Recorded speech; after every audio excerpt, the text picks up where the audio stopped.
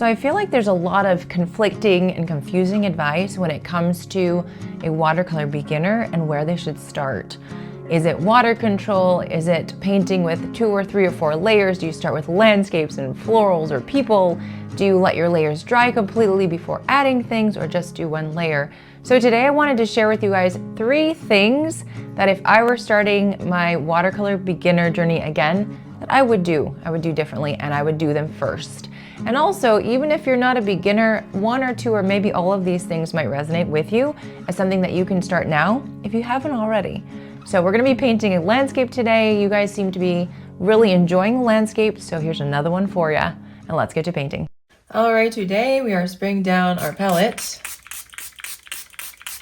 We've got our brushes. I've got masking tape for a border here.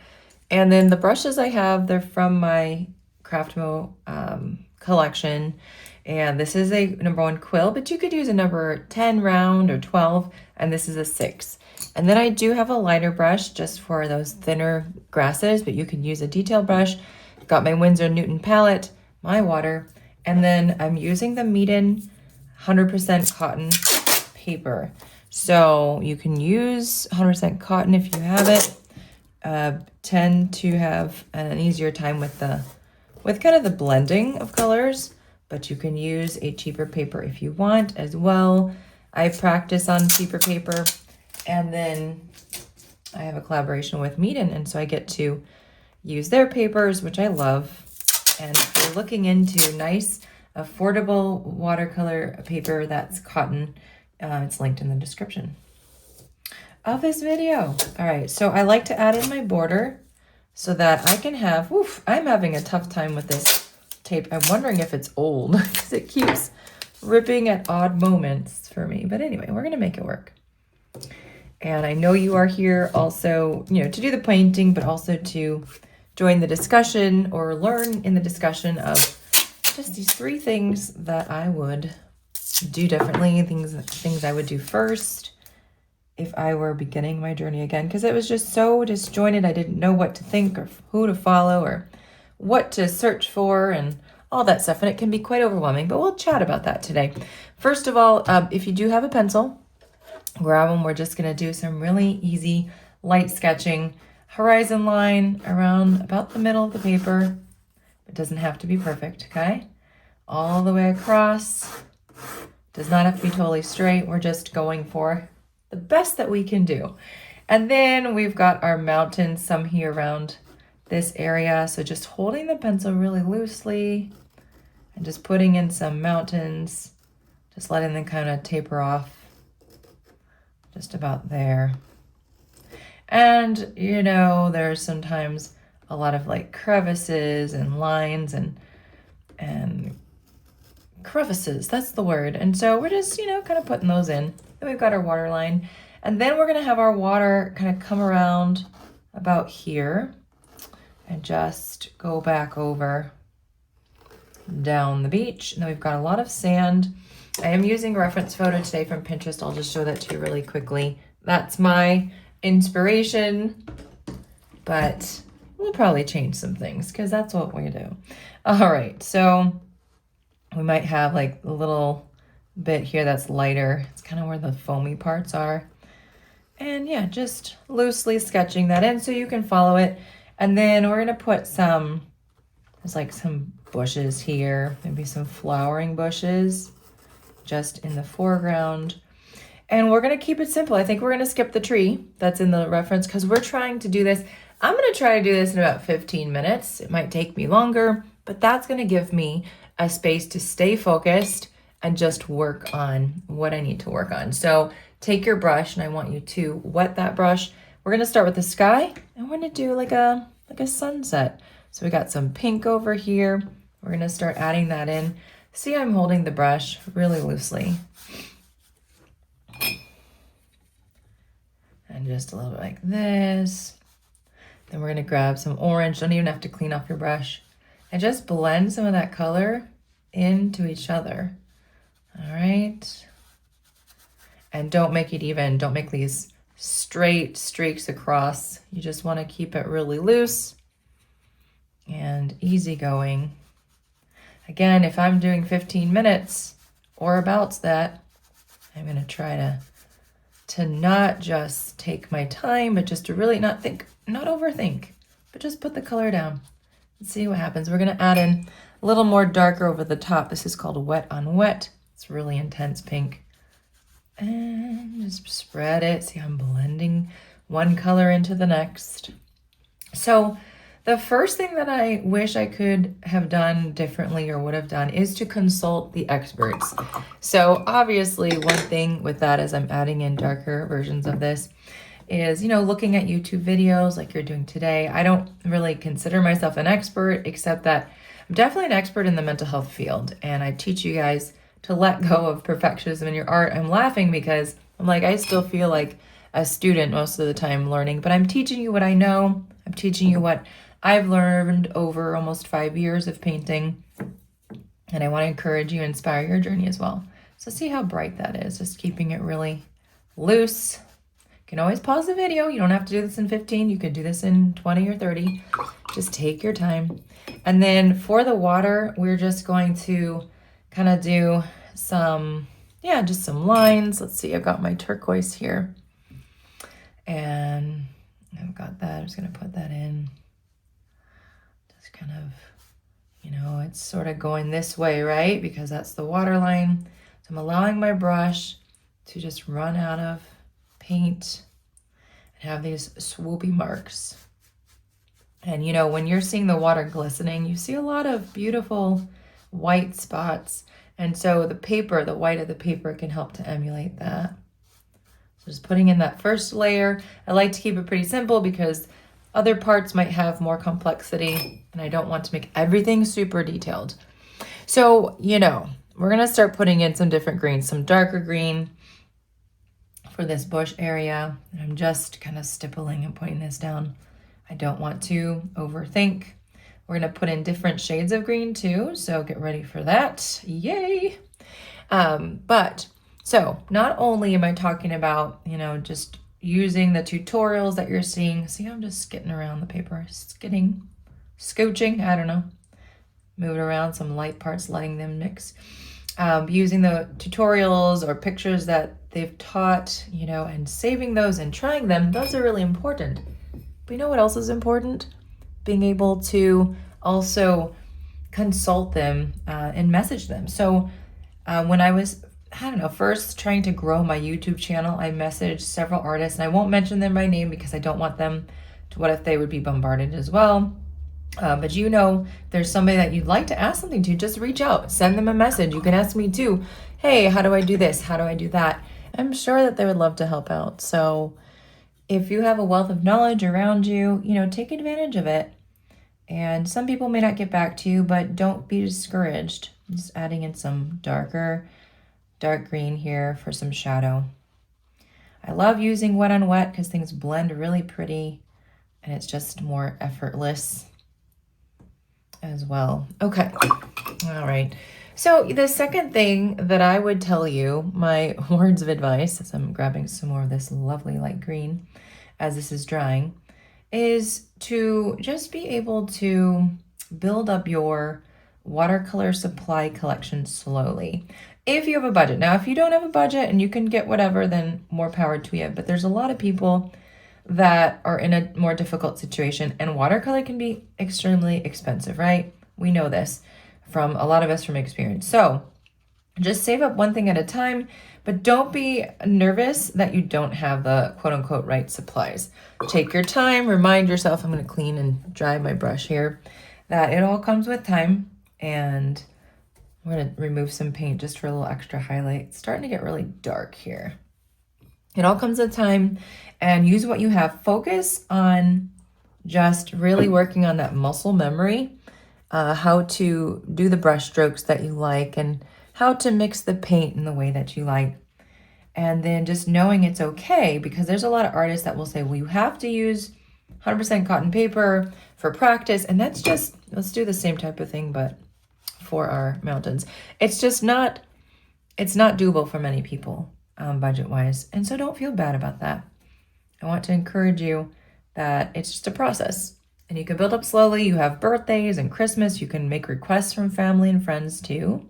But use what you have and don't be worried about that. Use what you have. I often paint on very cheap paper, and that's just for me. I don't like to waste supplies. And I know every time I practice something, it's not a waste because I'm learning, but I paint on the back of paper. I paint on cheap paper. I paint on whatever so that I can figure out my shapes and know what I want to do, where I'm going with something without any stress. We don't need more stress in our life. Grabbing some of that Payne's gray, mixing in some of that darker green. And I'm actually going to start putting in the shadows. Some of the shadows, that's a little dark for my mountain. So dabbing my brush, and then where I've put those, lines here with my pencil, just putting in these diagonal lines. Now, your mountains are going to go, those crevices are going to go downhill at a diagonal. If you had water flowing down the mountains or the hills, you would see those diagonals as well. So I'm just trying to put those crags and crevices in there at those angles, going downwards and, just trying to have fun with it. And then I like to fill in the spaces with some other greens too. And just kind of, maybe do a sap green or something. Dab your brush. So, and the last thing that I want to tell you guys about what I wish I'd done differently is to let go of perfectionism in your art. I'm going to clean up some of this green. And this is the first layer, so we're going to go in with, when it's dry, and we can add in, some more contrasting moments as well. But we're just kind of blending some things for now. Let them spread around and do their thing. We can fix some things later. And let go of that expectation that all of my art has to be beautiful and perfect every time. When I would sit down to paint, probably the first couple years of painting, I was so tense and so nervous and so worried and anxious, and I'd be very upset when things didn't turn out how I wanted them to turn out. And that's not what I want for you. Let me go ahead and get some Payne's gray going. Payne's gray. Yellow ochre, just to add in my sand. Very simply here, just light watery mix. I don't want that for you. I don't want you to feel that stress that I felt. So just remind yourself, you are a beginner. It takes a lot of layers to add up to where you want to be. And it takes time. And every time you practice, you're getting a little bit closer to improvement and where you'd like to be at, okay? It is a process, step by step, and you can't get there overnight. If you're learning an instrument, how long does it take before you start to sound like you know what you're doing? I mean, it really is such a long time for most of us, I would say. I'm gonna grab some of this brown on my palette and just start poking in some color, wet on wet, just letting that create some texture on the ground. You don't have to do all the details. Just do a few. Just do some. I do want to darken up this waterline though, and I'm going to go in with the stamp brush and pick up as much of that yellow ochre as I can without diluting it. Actually, I'm going to add some of this brown and just go around the waterline there and darken up that place. The sand gets really wet where there's been water, really wet and then really dark compared to the dry sand. So we're going to do that for now. Add that in. If you're feeling stressed at all in this moment, please take a deep breath. Remind yourself this is just practice. It's for fun. And, every time you do a brush stroke, you are getting better at the practice. Okay, everything is dry. And I realize I have basically 2 seconds left to finish this. So what I'm going to do, because I've been thinking about the painting and not really about the time, which is sort of what happens. And we're not going to get upset if we don't finish right in time, but I am going to, it helps me to just kind of finish up a little bit quicker, putting in those darker marks again, and just not worrying too much about those extra details, okay? Which is what I've been trying to teach you as well. This is supposed to just be fun and, loose, and just going through, adding in those darker shadowy bits that happen on the mountain. Okay, when you put it all together, it starts to make more sense, and sometimes we get a little bit too stuck on getting everything perfect. So don't worry about that, okay? Don't worry about perfect. I'm gonna put in a little bit more of this darker value of this paint. So I hope that today, as we're talking about, just in between here, as we're talking about some of these ideas and skills that you can practice, that something, or maybe all of them, will stand out as something that you want to try. Whether you're a beginner or you're intermediate, what if you are advanced in your skills, but maybe some of this stuff, the perfectionism, has gotten a hold of you and you want to let go of that. It's never too late to change that. It's the narrative in our head, and we just have to be more cognizant of being loving and kind to ourselves, and just painting just for the fun of it, not the stress of it, okay? Because that's certainly not the point, but you know, it's hard, it's difficult. We all struggle with that, I think. So I'm getting those together. Some of this stuff is just melding together, and it doesn't have to be perfect. It doesn't have to be totally and completely exactly what you were thinking it would be. It's going to be how it comes out. And yeah, the whole experience is what's important. So I'm just putting a little bit more in here. You see I'm holding this so loosely. So this is something that you might want to come back to. You might want to try again or differently with different supplies. I'm going to try to do a little splatter here. Just a little bit tapping of the brush. Just a little bit of tapping, just to get a little extra texture. I've got a cleanish brush here, and I'm just spreading some stuff around. Keeping it pretty loosey-goosey. If we want to do a little bit of a darkening of some of this, we can.